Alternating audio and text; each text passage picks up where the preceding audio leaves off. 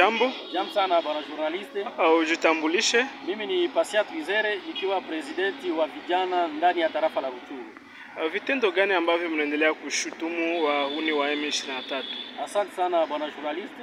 Sisi kama vile kamati ya ushauri wa vijana ndani ya tarafa la Rutshuru tunaendelea kudenoncer hiyo maviolation des droits de l'homme ambazo M23 iko nafanya ndani ya tarafa letu la Rutshuru. Kwani kwa sasa M23 iko ina recruiter, iko nafanya recruitment forcé kwa vijana, kuwakamata na kuwabeba ndani ya vikundi kyao kia M23. Ni kusema M23 iko na kamata kwa kingufu wa vijana na kuwabeba kwenye mafunzo ya kijeshi. Ni kusema kwa sasa wakati M23 imeweza kukutana kama waskari wao wameweza kuisha kwenye mapambano, M23 iko natumikisha faso tatu. Ya kwanza, M23 iko nakamata kwa kingufu watoto na wa vijana, inawabeba kwenye shamba la majifunzo. Ya pili, M23 iliweza kukamata wa nyumba 10, ikaweza kuwaoblige waweze kuleta wa vijana kupitia hiyo nyumba 10 ambao wanaongoza. Ya tatu, M23 iko nadanganya wa vijana ikiwapatia $400. Ikiwapatia $400 inawakamata, inawafikisha fasi kwa shamba ya majifunzo, inarekipere ile $400. Ndio vitendo ambavyo tulipenda tudenonce kwa siku ya leo, kwani wa vijana wako wanatulerte sana, wanakosa kama waende wapi.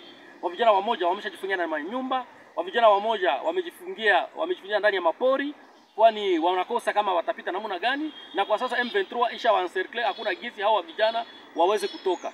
Ndio maana hiyo vitendo tunaendelea kuvidenonce kabisa, kwani hao wa vijana wako wanalalamika sana tena sana, kwani M23 iko na wakamata kwa kingufu, ikiwabeba kwenye mafunzo, akisha mafunzo ya siku 10 inawabeba kwenye mapambano.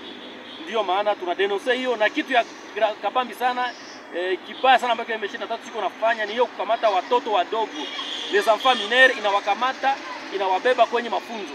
Hiyo kitu kabisa tunaidenonce sana.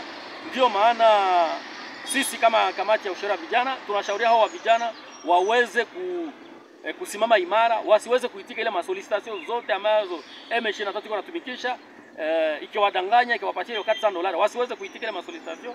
Yengine tunaomba hao vijana waweze kudenonce hiyo kitu yote kibaya, hiyo maviolation yote waendelee kudenonce, wasiogope, wadenonce hiyo maviolation des droits de l'homme ambazo ziko nafanyika kwa sasa kwenye territoire ya Rutshuru. Na ujumbe gani mnakuwa nayo kwa viongozi ama kwa serikali ya Kongo? Kwa serikali yetu ya Kongo tunaendelea kuiomba iendelee iweze kulancer mahostilite ili vita ianze na wanani, ili materitoire kwa sasa ambazo ziko okipe na hao wahuni wa M23 na waskari wa Rwanda ziweze kugombolewa, ili hao wa vijana ili hiyo population ambayo iliteseka depuis 2021 iweze kuwa libere, kwani imeshateseka sana.